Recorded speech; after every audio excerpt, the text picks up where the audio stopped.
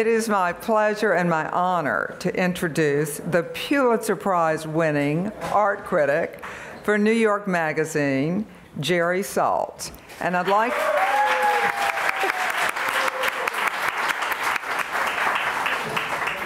like to introduce him using one of his quotes.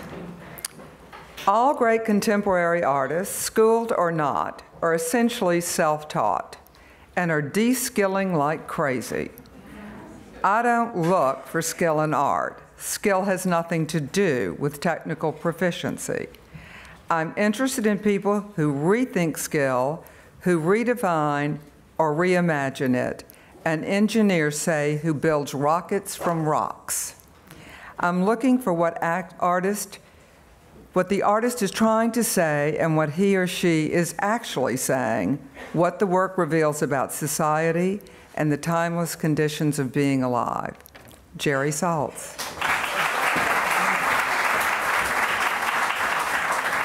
Thank you. Hello, Kent Presents. I want to take a few minutes. Can you all hear me? Okay. They were going to put one of those mics that go from your ear to your mouth, but I cannot possibly wear something like that. It's like it's a TED Talk, and I'm against the look, just the look. Anyway, I want to thank Donna Rosen and Ben Rosen for allowing me to come to the University of Rosen. Honest to God, how many years has this been going? 4. I came to the first one, and honestly, I've been at the Aspen one, too, and I like this more, a lot more. And I did the first time, and I think right out of the gate, they got it right, and it's still right, and they created something where something didn't exist before, and you're a soldier, kid. You earned your stripes, okay? This is an all-volunteer army, people. If you don't like the art world, you can leave. It's real simple. Every single person here. How many people would define themselves as loosely, say, involved in the arts? They go to galleries, they work in the arts. This is a disaster for me. A total disaster, because I do hate Donna and Ben Rosen, because I thought I was speaking to all beginners. I got a beginner. Everyone else can leave. And I even told all my good friends, do not come to this. I usually speak for 3 hours, and then I found out a week ago, it's 35 minutes, so. Okay, so I'm gonna talk about art anyway, as if you know nothing. I know nothing. That's a thrilling place to be, because really, in front of every single work of art you've ever seen, you have never seen it before. For that first second. And that, to me, is an amazing thing that we discount all the time. It's almost like discounting flying or, photography. We begin to take that thrill, that otherness, that silence, that new thing, even if it turns out to be crap, for granted. And I don't want you ever to do that. Don't think beforehand you know what is good and bad, because you really don't. You can think of hundreds of songs, artists, things that you didn't like at first, that you then all of a sudden went, whoa. The first time I heard the Talking Heads, I didn't recognize it as music. It's a nightmare for me, but you have to be able to admit that. So, what does art do? What is art? What's it for? Have you ever asked yourself that? What's art for? For beauty, for asking questions. Have you ever looked at Egyptian sarcophagi? Their eyes painted on the side. Why are the eyes there? So you could see out from the inside, because it's dark there. Most of the art you see in Egyptian tombs was not made for human eyes. No, it's made for the afterlife, by the gods of the afterlife. It was never made to be seen by you or me. What about voodoo dolls? What about, what else do I have here? For years, paintings, for centuries, for millennia, paintings were carried into war. Your army would meet over there, mine would be here, and I would go, and then you would bring out your, like, St. Luke, painted by St. Luke himself, and you would do this, and we'd go, we're going to lose. We're definitely going to lose. We do not have the mojo today. Icons, people worship. I'm not religious. I don't want to insult anybody in this room, but I could make the argument that people that worship the gods in the Bible are worshiping great art, great works of fiction, one of the great works of fiction. I make that argument to myself, not to you. People stand around Rothko's chapel. For God's sake, those are just Buddhist televisions, right? There's nothing there. It's this old Jewish guy, bald, who, you know, made floaty squares and fuzzy rectangles, and people go there and go wild. You have. You've cried. How many of you have cried in front of a work of art? What's wrong with us, right? What work of art did you cry in front of? Matisse. With joy. Yeah, anybody else want to give a shot? Yeah? Giorgione, yeah. Who understands that stuff? But it does something to you. I cried at Adele singing Goodbye, or Hello, I mean, from the other side. At home. I put it on repeat, and there I was. One of the things almost all works of art are trying to do to you that you see now is, imagine I'm the work of art, and it looks at you across the room and goes, I saw you look at me. I caught you just out of the corner of my eye, looking at me. Come here, come here, come here. Come closer, come very close to me. I could change your life. You love me. I want you. I want you to take me home with you. It's weird stuff. That's what's going on a lot with artists and art. A lot of people complain about art, saying, but I don't understand it. We understand movies, we understand TV, we understand some books, we understand the Kardashians, for God's sake. And we understand money, which has become almost a disease in the art world that has turned everyone cynical, which if I ever get to it in the end, I'll try to talk to that. But art really isn't primarily first about understanding. It's about experience.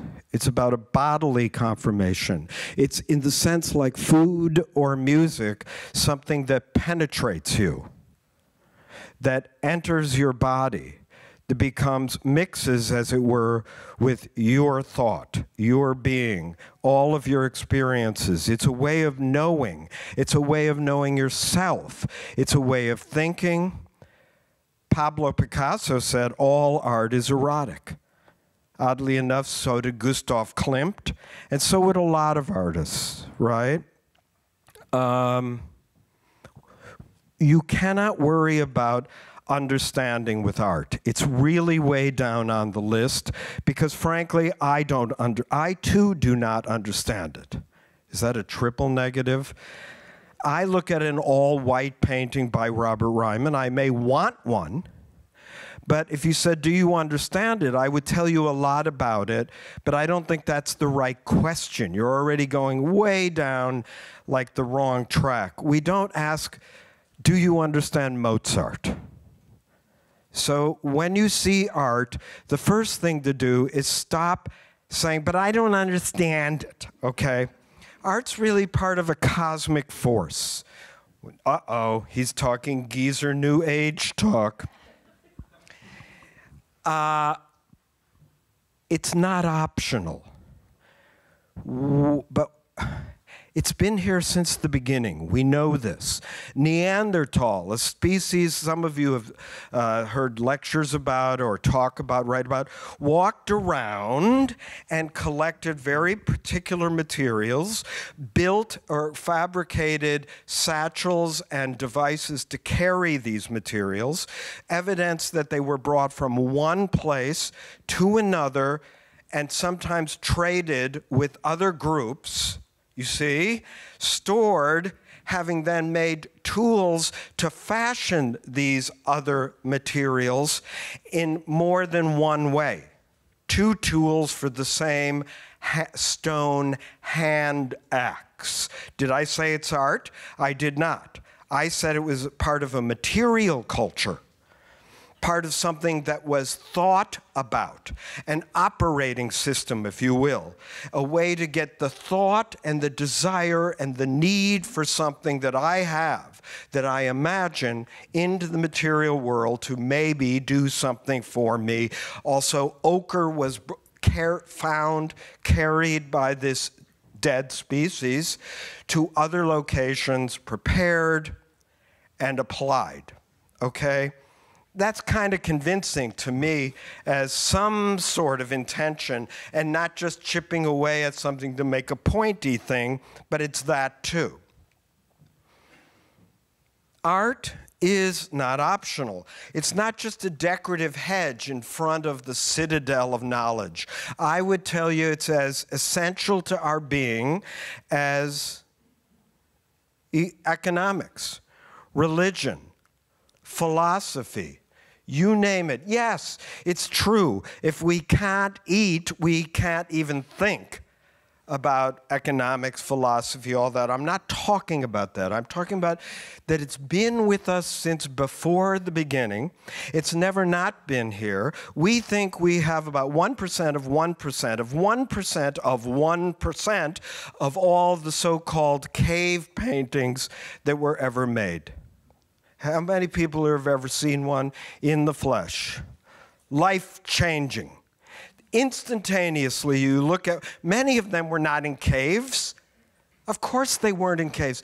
They were, the geology changed, where great stones would fall and close these things off and preserve them for tens of thousands of years within 2 degrees. If it changes one time, in all of that time, if it freezes one time, the paint will be frozen and then thaw, and it begins already the long process that it will fall off the wall and it will be gone. Now you see that these caves have to be formed and then they have to open again in order for you to even have access to one. And if you've ever seen a cave painting, you know instantaneously, this isn't some mumbo jumbo of only male artists that go, wah, wah, wah, wah, I'm going to make the spirits eat my, enemy. These are people that looked at mammals for 100,000 years. And they knew everything. They knew when a mammal was in rut, when it was in estrus, whether it was young, old, preparing to fight, getting ready to die. That in those paintings is a little thing that we say we invented in Italy in 1414 called perspective. Excuse me, the Romans had a very close perspective system to ours.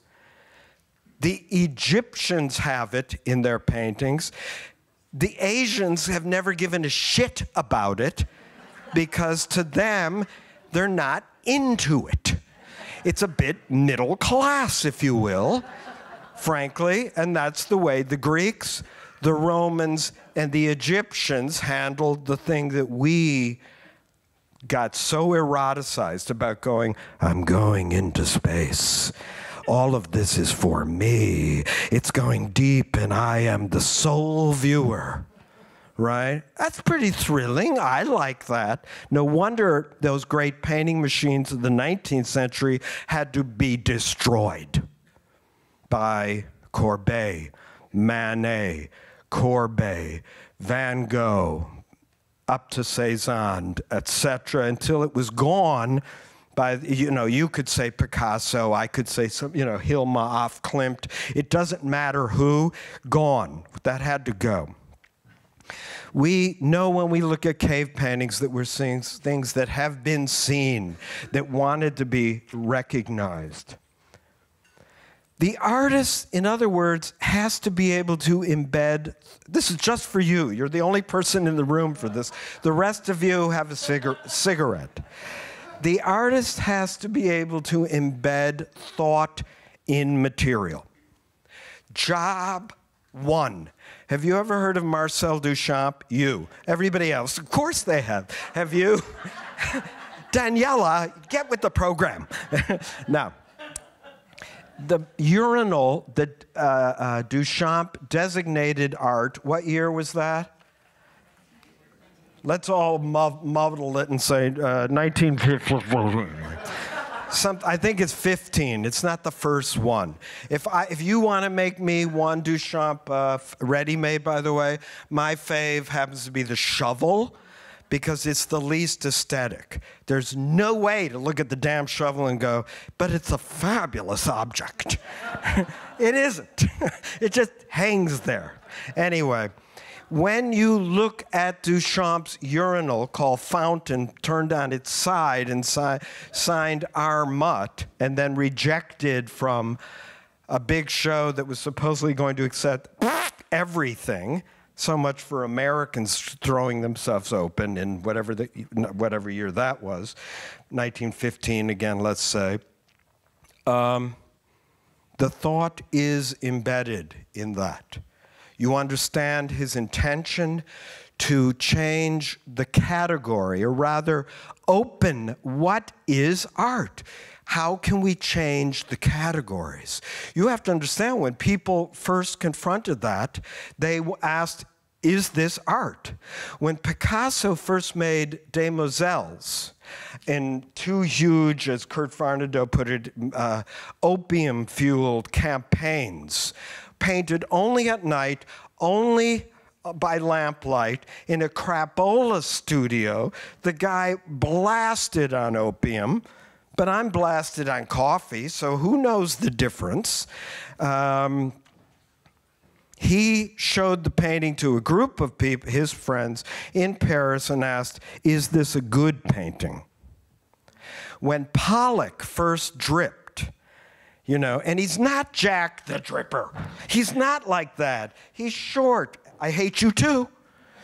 He's bald. He smoked. I used to. Have you ever seen films of Pollock dripping? He's more like this. He's like that. He's not like Richard Serra, trying to smack you in the head. Pollock asked the Duchamp question, not, is this a good painting? He asked, is this a painting? He began to jump the tracks that Warhol, the freight train of American art history, I would argue, actually then took right off after Rauschenberg and Johns, got the train going like this, boing, boing, boing, boing, boing, boing, boing, and Warhol takes it off. But I can talk about that if you give me 3 more hours. But an artist has to be able to embed their thought in material. Too much these days, way too much. How many of you go to contemporary art galleries? Good, you should. I go to about 100 a month. You should never do that. The curators I see in here, and the poor gallerists and the collectors, they're stuck doing it. The artist, here's how artists go to galleries. They go, oh yeah, you run into them, and my wife and I have seen 20, 25 shows a week, and you say to an artist, wow, you're in the galleries. They go, yeah, I met a friend for a drink. we went over to my gallery. They have to see their own dealer and pretend they're not interested first. Anybody come in? Did you show my work? I love them. I love them. You have to love them. They have to believe totally in themselves. And then they go, and then I'm going to have a drink and we're going out to dinner, where you run into the curators and the gallerists and other people, and they go, I can't talk. There's only an hour left. I've got more to see. Anyway, you have to go around, and the idea of embedding thought in material, I want to say this. This is important to me, that too often, these days especially, if you go to museums and too many galleries, the thought is only on the wall label. Now, I am not against wall labels at all, or writing a lot, or telling me what your intention is. Again, I could show you a white painting by Ryman, and we need that. I often forget, oh yeah, why is this art? You know, nothing wrong with that. I was in a great art gallery on 21st Street not long ago, not Larry Gagosian, the Death Star, who we're all going to be working for in the end. No, he's from another planet. If you meet him, he's just as sincere as you. So is the guy you hate, Jeff Koons. Talk to him. He made my friend half bald back there. I love you. No, it's true.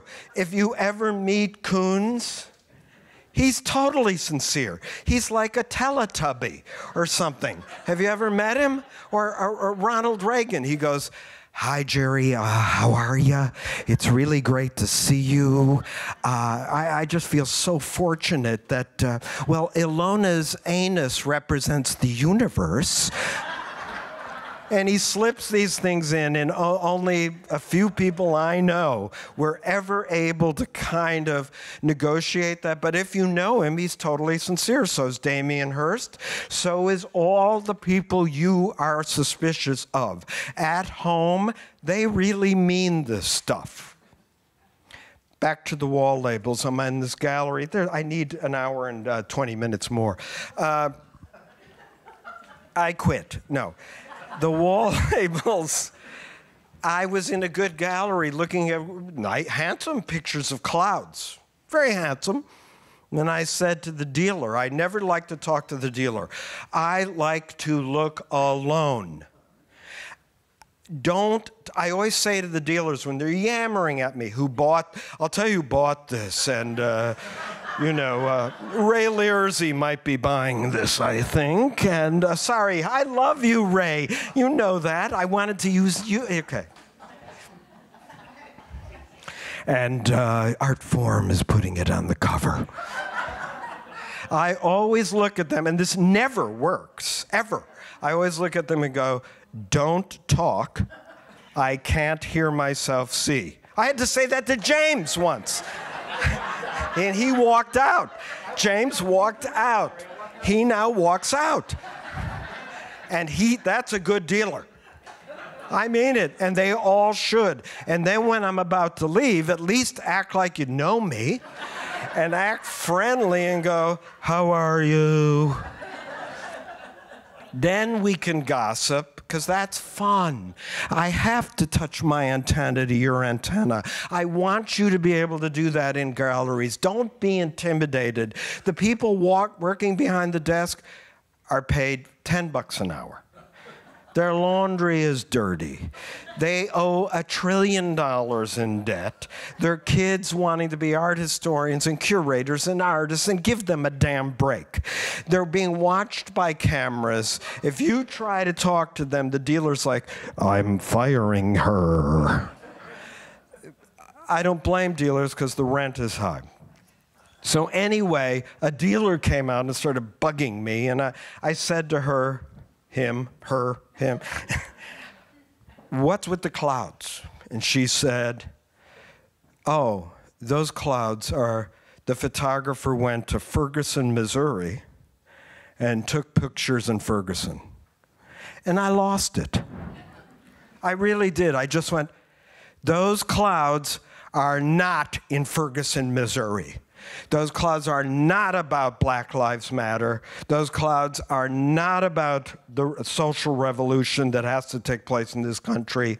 Those clouds, the thought has not been embedded in the material. Do you follow me?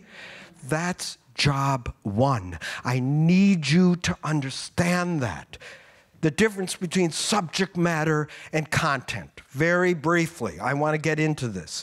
When you see a portrait of a pope by Francis Bacon, what's the subject matter? Easy question. What's the subject matter, Donna Rosen? The Pope. Bing! I like to have, but not always, subject matter be the first thing I see and be the first thing I stop looking at. Now let me ask you one of the more metaphysical but important things to know about art when you're on your own in museums and galleries, professionals and newcomers alike. That's the subject matter. The subject matter of Michelangelo's David, Imagine Me Naked, don't. Standing like this, doing this. Oh, shut up. The subject matter is a young man, and here's the content. How old is the man? 15. He has pubic hair. So is that, I hate children. Did the children, are they mature by then?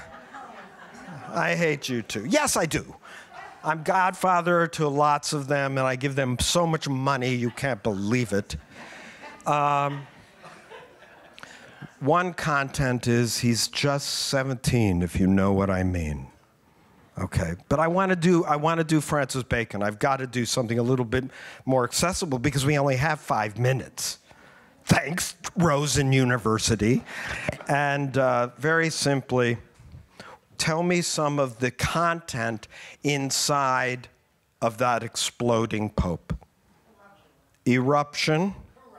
Corruption. Boom. Corruption of what? The church. That's in that goddamn idiot exploding pope. Tell me what else is in the exploding pope. Anybody? Sex and death. Sex and death. There's a big one. Let's just do death. How is death in it? Deterioration. He's deteriorating. He's already a monstrosity, flying apart, as it were. Anybody else want to go into the depths of art? Spiritual disarray. Spiritual disarray. In what sense? Because of the distortion? Good. Anybody else? Shame and disappearing. Shame. That's nice. The guy is in a box, right? His genitals are kind of gone. His hat's very featured in his hands. Flesh. Anything else? And it goes on and on and on. Wallace Stevens once wrote, and this you have to understand about art. I don't want you to read Wallace Stevens. He's my second favorite poet, but he's too hard. He's a pain in the ass. He's so abstract. He's my second fave. I never understand him, but I adore it. He once wrote, 22 people crossing a bridge into a village are 22 people crossing 22 bridges into 22 villages. Nod when you understand what that's about. There's a couple going, yeah? It means that the village you walked into is different than the one you walked into. The way you got there, while the same, is different. It's the way that when you see Hamlet with her, she sees a different Hamlet than you. And what's so great about really great art, and a lot of contemporary art can do this, is that every time you see Hamlet, it's different. Some of the most idiotic paintings that I adore. Look at one of those Giorgio Morandis. It's just 4 bottles, for God's sake. Every time I look at them, they're different. And even while I'm looking at them, they're popping around on me. I go, wait a minute, did the edge for that just get in front of or in back of that other edge? Where'd the background go? Oh, there it is. That's what I want you to do in galleries. Look at how it's made. A. Look at its content, not its subject matter. Good intentions don't make good art necessarily. I have too many young students that go, they show me a black painting and I go, I love monochrome. Could you make me one? And then they'll go, I took this to the Red Sea and I bleached it in the Red Sea. And it's about the breach between the Gaza and Israel. And then what I always do with those people is what I've been doing. And they're grateful afterwards, though I get beat the crap out of on social media. Please follow me at Jerry Saltz. If you want to take a selfie with me later, post it and I'll show you some art love. And I tell them before we do some questions, if you have any, if I haven't ruined this, it is not about the breach between Gaza and Israel. It is about your lack of originality. It is about I'm sorry. You are concerned, and so am I, and I'm Jewish, and I hate the Israelis. All Jews do. No, sorry, the Americans do. Just kidding. Anyway. It's not in your work. You're using conventions, the convention of the monochrome, the convention of the material, the convention of the scale, the convention of now your process, the convention of the color, the convention of the surface. Do you see it? That is the content of the work. I want to say one last quote before I ask you some questions. You noticed, right? Now, I just want to give you 2 quotes. First, Oscar Wilde.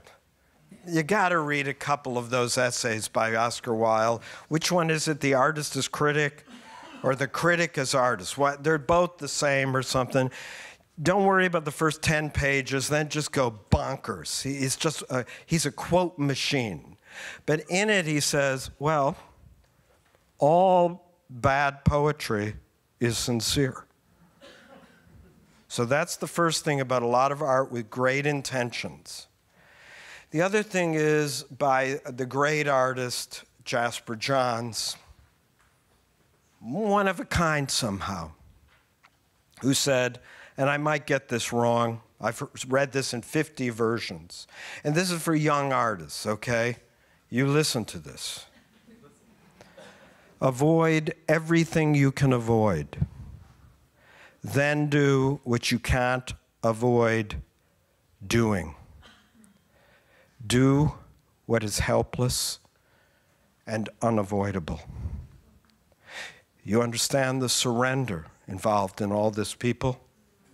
How deep you have to go. How you have to find your own voice. That is all I'm looking for. That is all, even if your voice is dumb. I never went to school. Mine isn't so smart. I got to live with that. That's my damn content. My assholiness, I can't get rid of it. Sorry, sir. He went like that.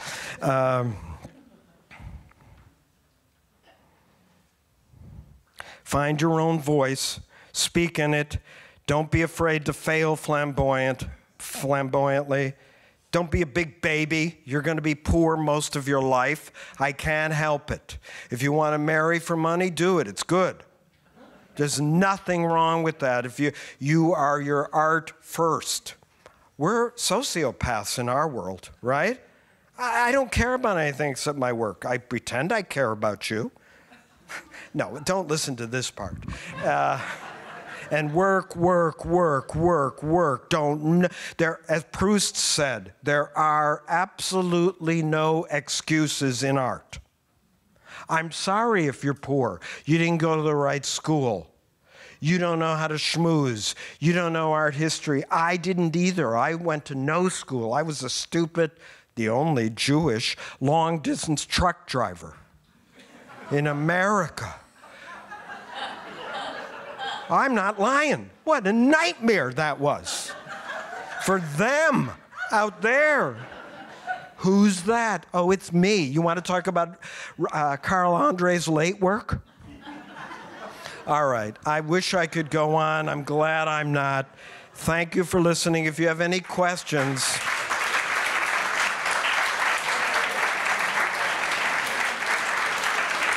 Thank you. Thank you.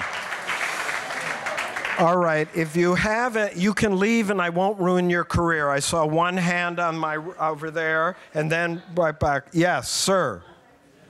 And keep it a question. If you make a statement, I'm going to get medieval on your ass. I love you.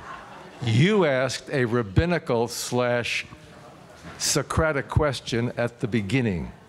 I'm going to ask you to answer your own question. What is art for? Yes.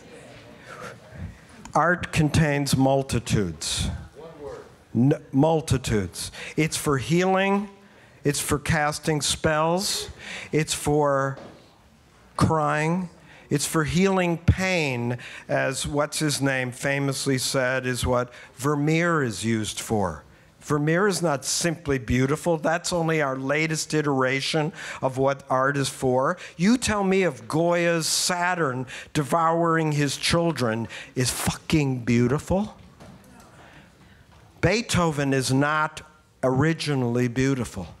A nightmare. A nightmare. And yet it had to be heard after the world of the whole revolution exploded the entire known world and shook it back to uncertainty. That's why you have to move on from Mozart. Art is hardwired for newness. So are we. Otherwise, you wouldn't ever have to look at a thing after a Raphael Madonna. It would have been kind of solved. Oh, we know what beauty is, and then you make it to Vermeer, and we're done here. I don't know what art is for, but I know I've used it for millions of things. It's that good of an invention, and it will disappear when every use we can imagine for it has been addressed successfully. Next. Who are the young artists that you like or think Here's we what should you can look at? do. Who are the young artists? The very young artists. Look, I'm now 67. I used to go to like 200 or 300 studio visits a year. You young artists used to give me the flu. I got bronchitis. They've been up all night. They touch you. It's disgusting. You look at their computer, the porn is still on. It's ridiculous, but I had to stop going to studio visits because I can't afford it as an art critic. Incidentally, I'm at the top of the, I've got a big, what's the job? A top spot in the corporation, in the art machine, and I got to work 24/7. So I don't really know a lot about young art, except I go to galleries. Follow me on Instagram. Every night I do these ridiculous things now where I go, good night from, and I show artists that I think are not good, not bad, but finding their own voice. And a voice that by consensus might start addressing needs, our moment. You must be an artist of your own time. You must stay up every night, my vampire loves artists, every night with other artists, every night, scientists, every night with other scientists, every night with other physicists if you're a physicist, every night. There are no excuses or you die. You'll start eating rats. Okay? You've got to feed on the blood of your time, and that time will feed you. Any other questions? Very quickly. I have two more. One, and then two, and we cut. Quick. Your first favorite poet? My first favorite poet, I'm afraid, Walt Whitman. Read the first, I always say, read the first 75 pages of Walt Whitman, merging with everything in the universe, and then put him down, because he'll suck you in, and you'll want to shoot him after a certain point. Who's your favorite? And then we go to the last question. Shakespeare. You know, I've never been able to read Shakespeare. I can hear Shakespeare. I'm at home reading him going, what the fuck is this guy talking about? And you sometimes look at Rembrandt and think to yourself, it's a little brown. It's a little shiny. So I'm not the only loser here. But then I put my cynicism and skepticism aside for a second and I look. Last question from Liam, an artist. Where do you live, Liam? I'm from New Milford, Connecticut, which is about 30 minutes south. And are you going to art school? I'm currently a rising senior at New Milford High School, but I run my own photography business and I'm excited to continue with that and graphic design. They talk fast, these kids. All the older people are going, what did he say? Right? You should see me in schools now. I just go, I don't know what I'm agreeing to. And what's your question, Liam? You have good artist name. You want to say your last name? Liam Lacey. Lacey is good. Liam Lacey. Ray Learsy, Liam Lacey. Okay, Liam, this is your shot with an art critic. What do you want to know? If there's anything specifically, what are you most excited about currently in today's contemporary art world? Honestly, I think there's lots and lots and lots of newer galleries that against all odds, against the highest rents in the world, that are finding ways. Art is not dying. Stop being an undertaker, for fuck's sake. The art world's like painting is dead, the novel is dead, the photograph is dead. Things aren't dying, okay? That'll take care of itself when it's gone. What I will say to you is there are more people making more art than have ever made it in the history of the world. Ever. And if you look, if you build it, they will come to your gallery. At first, it will only be 10 or 20 people, and it will be enough. Don't forget the great Sex Pistols story. 25 people went to their first concert, 24 started a band. The other one killed himself. So, if you build it, I may not come, but I will smell you in the distance. All right, thank you. You can take a selfie with me out there.